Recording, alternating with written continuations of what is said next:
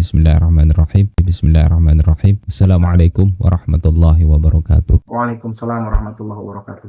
Bismillahi walhamdulillah wassalatu wassalamu ala man la nabiyya ba'dah sayyidina wa maulana Muhammad ibn Abdullah wa ala alihi wa sahbihi wa man tabi'a hudahu wa balah amma ba'd. Subhanaka la ilma lana illa ma 'allamtana innaka antal alimul hakim wa la haula wa la quwwata illa billahil aliyyil azim. Allahumma anfa'na bima 'allamtana wa 'allimna ma yanfa'una wa zidna ilman nafi'a waj'al ilmana hujjatan lana la hujjatan 'alaina waj'alna minal ladzina yastami'una al-qaul fayattabi'una ahsanah birahmatika ya arhamar rahimin amin. Alhamdulillah malam ini kita dipertemukan di awal tahun 2026.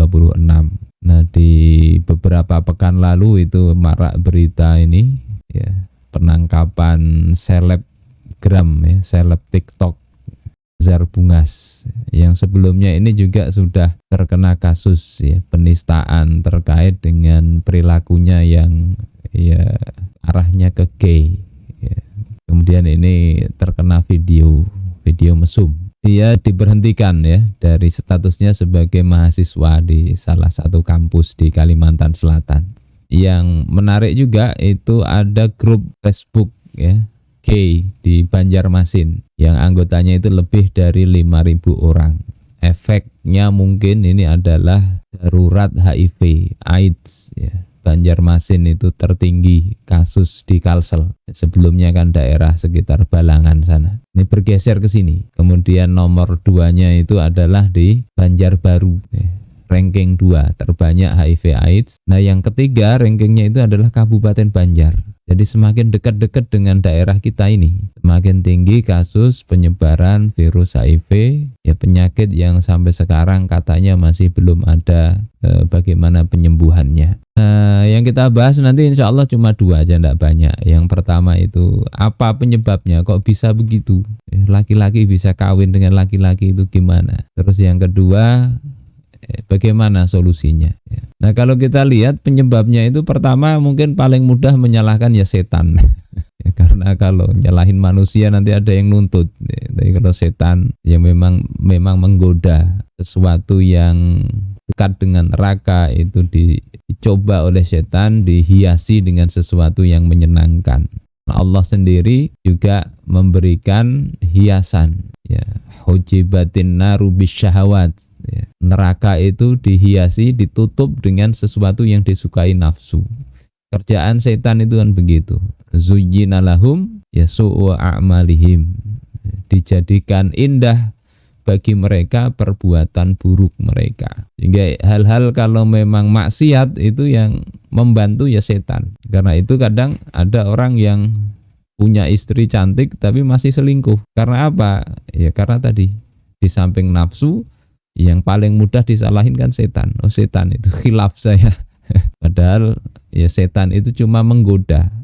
Yang ianya memilih apakah mau melakukan apa tidak, yaitu adalah pilihan manusia itu sendiri. Kemudian yang kedua, ini lebih parah dari setan sebetulnya. Kalau setan itu mungkin dibacakan a'udzubillahi minasyaitonirrajim hilang. Yang lebih dalam tanda petik lebih setan dari setan itu adalah kebijakan yang pro setan, bukan prosotan, pro setan. Seperti ini misalnya ya, untuk LGBT itu ada dana yang melimpah ya, ada 107,8 miliar rupiah untuk LGBT Indonesia dan 3 negara Asia. Kalau setan kan paling cuma mengiming-imingi, bikin nafsu bergolak gitu ya. Tapi ini duit. Sehingga kadang orang itu sebetulnya biasa, normal, tapi karena ingin duit ikut aktivis LGBT. Alasannya apa? Kerja. Nah, ini jadi problem. Awalnya kerja, lama-lama dikerjain, lama-lama jadi mengerjain. Tertular. Perilaku ini menular, katanya begitu. Sehingga kadang sekarang ini jadi korban, nanti berikutnya dia jadi pelaku. Nah, kebijakannya tidak menentang itu. Bahkan ini ada badan di PBB itu kampanye untuk apa? Orang yang melarang LGBT, homoseksual itu dianggap ya sesuatu yang negatif, sehingga tidak boleh anti LGBT. Ini termasuk juga di sosmed itu, kalau kita bikin konten ini nanti di YouTube coba dicek itu, kalau nulisnya LGBT bisa jadi kena ban itu. Beberapa kali kita konten YouTube atau di Facebook bisa nanti harus reborn lagi nanti. Kena istilahnya, pedoman itu dilanggar, pelanggaran komunitas. Jadi LGBT ini dilindungi, mungkin karena termasuk hewan langka kali ya. Nah, yang lebih parah lagi itu ada sebagian orang yang liberal itu mengatakan ya LGBT itu sebetulnya tidak dilarang dalam Al-Quran, bahkan dibolehkan. Nah, ini beberapa hal ini pernah kita bahas di beberapa channel YouTube. Lebih dalamnya bagaimana membahas ini itu bisa disimak. Nah, kita di malam ini hanya sekedar poin-poin utamanya saja. Dari kebijakan ini akhirnya terbentuklah lingkungan. Lingkungan itu muncul karena kebijakan. Kayak orang misalnya tertib lalu lintas. Saya sendiri beberapa kali naik mobil itu kalau lihat ada kamera itu sudah pakai sabuk. Karena kemarin terkena denda 500.000 gara-gara 2 kali tidak memakai sabuk pas terekam kamera. Nah, nanti kebijakan itu akan membuat orang secara sukarela memasang sabuk. Nah, ketika kebijakan terhadap LGBT ini longgar, bahkan didukung dengan dana, maka lingkungan itu akan terbentuk. Nah, ini penyebabnya begitu lah. Jadi yang tidak kelihatan sampai kebijakan yang kelihatan. Ini beberapa contoh efeknya ya. Di Jawa Barat itu 300 ribuan lebih, 4.000 yang kena HIV AIDS. Kemudian Jawa Tengah itu 218 ribuan, 11.000 lebih yang kena AIDS. Nah, di DKI Jakarta 27 ribuan, 5 ribuan yang terkena AIDS. Ini data sudah beberapa tahun lalu. Yang parahnya itu memang ada orang Islam yang mendukung itu. Ini salah satu jurnal di salah satu kampus Islam di Jawa Tengah yang ada judulnya dulu Indahnya Kawin Sesama Jenis. Memang pro LGBT. Dianggap tidak menyimpang. Ini juga polisi harus melindungi kaum LGBT dan minoritas lain. Ini dulu 2016 ya. Jadi harus dilindungi. 2017 dulu ada pernah pesta seks gay di Kelapa Gading. 141 orang ditangkap. Tapi tidak diapa-apain karena memang harus dilindungi. Ya mereka dilepas. Kemudian di tubuh TNI juga begitu banyak. Coba kalau tentara itu pada kemudian melambai begitu. Mungkin musuh takut juga ya dengan orang melambai. Kemudian ini 2025 kemarin ya, beberapa bulan lalu Oktober kalau tidak salah, itu dari 34 orang yang ikut pesta gay di Surabaya, 29 itu positif HIV AIDS. Jadi ini paling banyak mungkin ya penyebaran virus HIV AIDS ya, di samping karena penggunaan jarum suntik ya, narkoba dan sebagainya, ini adalah dari hubungan sesama jenis ini. Saudaraku sekalian yang dimuliakan Allah Subhanahu wa taala, ini tidak ada sanksinya memang. Bahkan ini dulu ya yang sudah menghadap Allah taala ini itu mengatakan ASN yang LGBT tidak ada. Sanksi tidak ada. Padahal ini perbuatan kriminal, dosa besar di dalam Islam, masuk kategori hudud, di antara dosa yang itu lebih dominan pelanggaran hak Allah Ta'ala. Hukumannya tidak bisa dimaafkan kalau sudah sampai pengadilan. Tapi dalam hukum manusia sekarang dianggap no problem, harus dilindungi. Itu problem, salah satu problem besarnya di situ. Nah, solusinya bagaimana dalam Islam? Yang perlu dilakukan ya pendidikan, taujih, diberitahu bahwasanya itu perbuatan tercela. Kemudian ini melalui pendekatan pribadi, pendekatan secara personal, dan dalam tanda petik ya mengajak mereka untuk baik, tobat, bukan kemudian dimusuhi, Anda ini masuk neraka, jangan begitu. Jadi ya diajak tobat. Namanya dakwah itu mengajak untuk selamat, bukan memblacklist mereka seolah-olah mereka ini orang-orang yang layak masuk neraka. Enggak, selama masih hidup, kalaupun terkena HIV AIDS itu masih banyak terbuka lebar jalan untuk bertobat. Bersyukurlah kalau masih hidup tobat. Kemudian hukuman, ya, hukuman ini penting supaya tidak menyebar kasus itu. Baru kemudian kebijakan. Ya. Yang penting inti untuk dilakukan adalah membedakan antara gerakan dan person. Kalau gerakan LGBT, ya memang dia itu kampanye untuk pro LGBT. Itu yang memang harus dilawan. Tidak bisa kita diem, itu sudah ketentuan Allah Ta'ala. Ya memang kalau Allah menghendaki, itu ya terjadi, pasti begitu. Tetapi Allah juga menginginkan, Allah itu juga akan meminta pertanggungjawaban untuk kita ini bersikap seperti apa terhadap penyimpangan itu. Maka kita lihat dulu yang perlu disampaikan. Kadang orang sering mengatakan LGBT ini kan qada Allah. Nah dalam fikih itu ada istilah khunsa. Khunsa ini apa? Ini adalah man lahu alatar rijal wan nisa. Orang yang memiliki dua alat kelamin, laki-laki dan perempuan. Kalau memang terlahir begitu, itu memang qada, tidak berdosa mereka. Ini kadang sering LGBT ini pakai alasan ini sudah diciptakan Allah Ta'ala. Ini kalau memang ada dua alatnya, au man laisa lahu syai'un minhuma aslan, atau orang yang dia tidak punya alat keduanya. Jadi vagina tidak ada, testis tidak ada. Walahu thaqbun yakhruju minhul baul, dan dia punya lubang yang air kencing keluar dari itu. Itu masuk khunsa, dia itu qada dari Allah Ta'ala. Jadi itu tidak berdosa mereka. Nah khunsa ini meskipun dia itu tidak jelas awalnya, itu masih bisa diperjelas. Maka ada yang pertama itu khunsa ghairul muskil. Jadi dinyatakan oleh jumhurul fuqaha, ya, kalau sebelum balik in bala minaz zakar fagulam. Kalau punya dua alat, sebelum balik kemudian dia keluar air kencing itu dari zakarnya, ya, maka dia ini dihukumi laki-laki. Wa in bala minal farji fa unsa.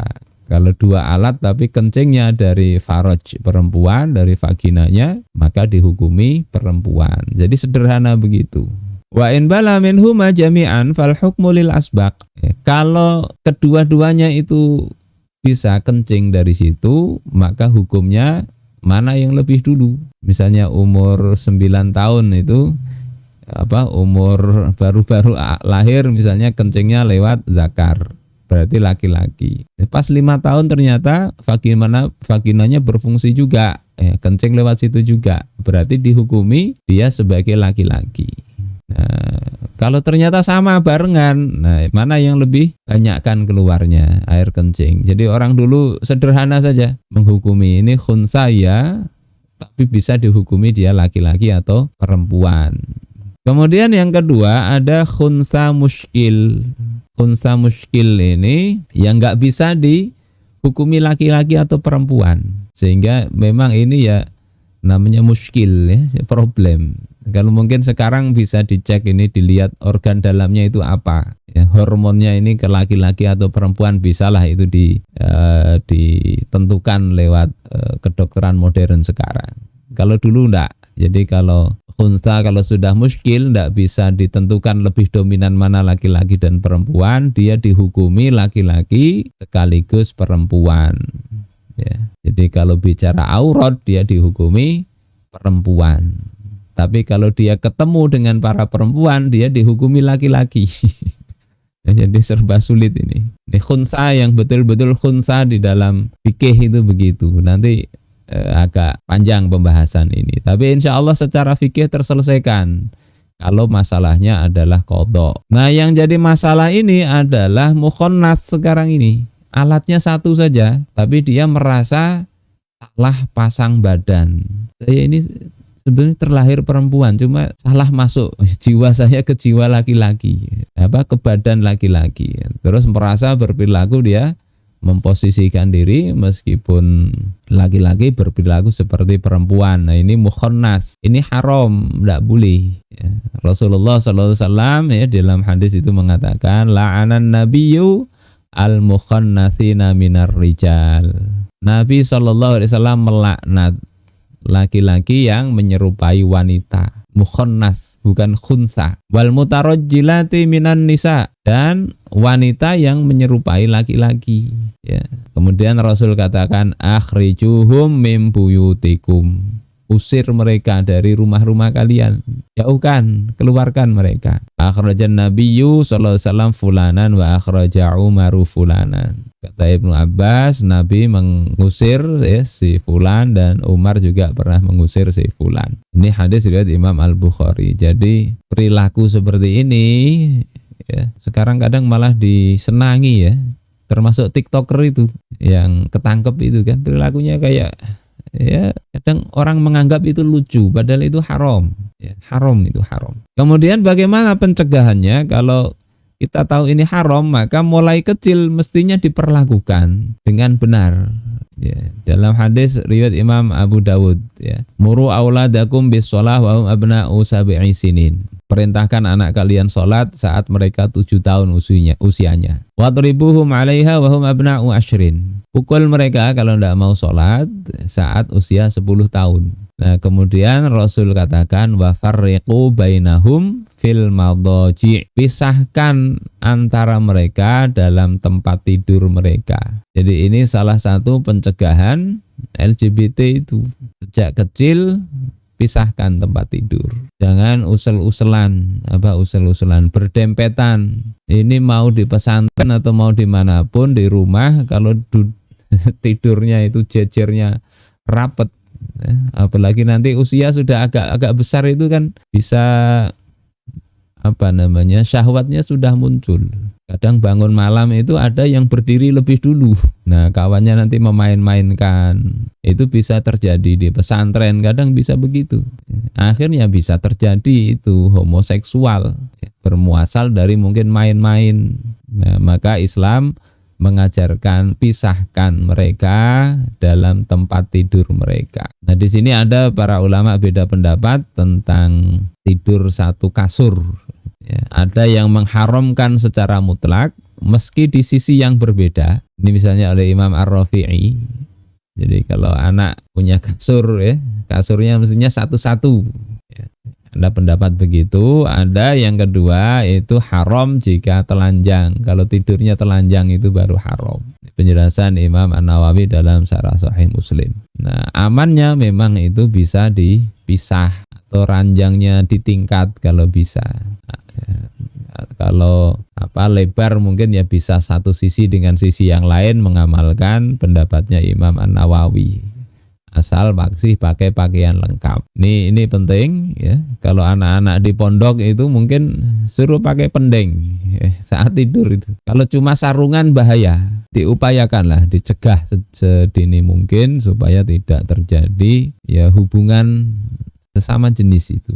Jadi ini pencegahan mulai di rumah. Kemudian yang kedua, ajarkan sikap waro, ya, hati-hati dalam bergaul meskipun di dalam pergaulan yang awalnya mubah sekalipun. Laki-laki dengan laki-laki hati-hati juga, apalagi zaman sekarang ini. Kalau ada yang perilakunya melambai, orang kayak perilaku perempuan misalnya, ya hati-hati. Ya, meskipun perutnya six pack, tapi ada yang kelakuannya tidak karu-karuan itu. Yang kita lihati orang yang ditangkap di Kelapa Gading gitu, dulu itu di Jakarta itu, badannya seterek-seterek itu, tapi kenapa bisa menyimpang perilakunya? Nah, ini pernah diceritakan oleh Imam Az-Zahabi di dalam kitab beliau Al-Kabair. Wa dakhala Sufyanus Tsauri al-hammama. Imam Sufyan Ats-Tsauri suatu ketika masuk ke dalam hammam, tempat kamar mandi, pemandian umum. Fadakhala alaihi sobiyyun hasanul wajhi. Kemudian masuk ke dalam pemandian itu anak laki-laki ya, yang hasanul wajhi, yang bungas, tampan. Orang kadang nyebutnya amrod, yakni bocah yang belum pakai kumis. Nah itu kan kalau tampan ya kadang mirip wanita. Yang sekarang banyak orang-orang suka itu yang aktor-aktor Korea atau apa itu. Kita lihat kan laki-laki tapi kok tampangnya kayak perempuan. Kalau Islam itu kan nyuruh pakai jenggot ya, supaya tidak seperti perempuan. Kalau kumis silahkan juga digunting aja. Ini untuk membedakan. Kalau sudah laki-lakinya seperti itu coba gimana? Berubah itu. Maka Imam Sufyan Ats-Tsauri katakan, akhrijuhu anni. Ya, keluarkan dia dariku, jauhkan dia dariku. Akhrijuh, keluarkan. Jangan di sini. Fa inni ara ma'a kulli imra'atin syaitonan. Sesungguhnya aku melihat bersama seorang wanita itu ada setan. Jadi kalau ada perempuan ini ada setan, maksudnya bukan ini ya, godaannya itu ada. Satu wanita, satu setan ikut menggoda. Wa ara ma'a kulli sabiyyin hasanin bid'ata asyara syaitonan. Dan aku melihat bersama setiap bocah yang tampan itu ada belasan setan. Artinya godaannya itu bisa lebih besar karena perilaku liwat itu lebih berat lagi itu. Ya. Orang mungkin menganggap biasa sehingga perhatian masyarakat tidak seperti perhatian ketika ada seorang lelaki dengan wanita yang berduaan. Tapi kalau lelaki dengan lelaki itu kan dianggap biasa. Perlu diajarkan sikap hati-hati, termasuk kitanya ya, orang tua jangan merasa aman. Ini Imam Sufyan Ats-Tsauri ini ulama besar ya, ulama yang sangat tegas, tapi beliau mengatakan kalau satu bocah tampan itu bisa setannya belasan orang bahkan. Jadi beliau menghindari itu meskipun ya hukum awalnya mubah. Jadi tetap hati-hati, jangan merasa saya tidak mungkin lah kena LGBT itu, jangan merasa begitu. Kemudian tauhid dan jauhkan. Ini seperti sabda Rasulullah tadi, ada perilaku orang-orang seperti itu ya jangan didekati, dalam artian jadikan sahabat dekat, jangan. Tapi didakwai kalau bisa didakwai, disadarkan. Nah yang terakhir itu hukum.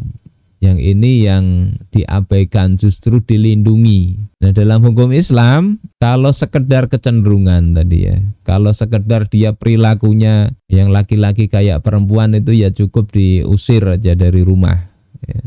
Cukup diberikan pencerahan untuk tobat. Ya. Kecuali yang tadi kodoknya begitu. Ya. Tetapi kalau sampai terjadi liwat itu adalah ilaju zakarin fi duburi zakarin au unsa, ya, memasukkan ya, kemaluan laki-laki ke dubur laki-laki atau perempuan, itu liwat. Yang dihukumi nanti laki-laki kawin dengan laki-laki itu hukumannya apa? Dari sisi statusnya itu ittifaq para fuqaha, sepakat, tidak ada beda pendapat ala annal liwata muharramun. Ya, bahwasanya liwat atau homoseksual itu adalah diharamkan. Jadi haram. Terus hukumannya apa? Ini menurut jumhur fuqaha, mayoritas ahli fikih, hukuman dari liwat itu adalah uqubatuz zani. Ya, sama dengan sanksi orang berzina.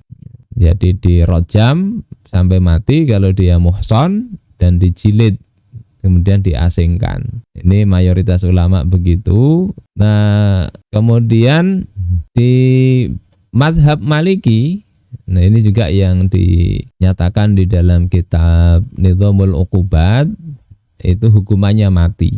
Ya, hukumannya mati, yakni pelaku ya yang berperan sebagai laki-laki maupun perempuannya itu dihukum mati.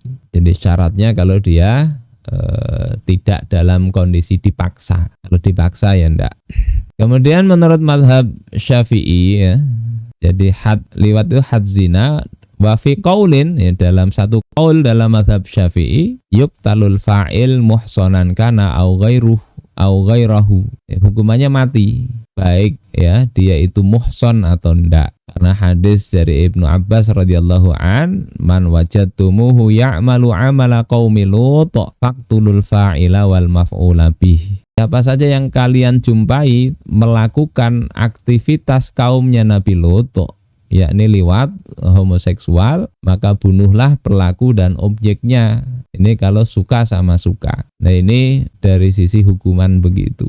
Nah tinggal nanti pelaksanaan. Pelaksanaannya bagaimana, ini yang akan menentukan sejauh mana kita itu serius melakukan penjagaan generasi ini. Ini yang awal tadi. Jadi pendidikan sudah dilakukan, penjelasan hukum sudah. Ya, hukuman dan kebijakan ini juga mesti sinkron. Kalau para ulama jelasin berbuih-buih muntung menjelasin ini haram, tidak boleh, orang tua juga begitu. Tapi justru di masyarakat ada dana untuk mendanai itu, kampanye, ketangkep juga tidak diapa-apain.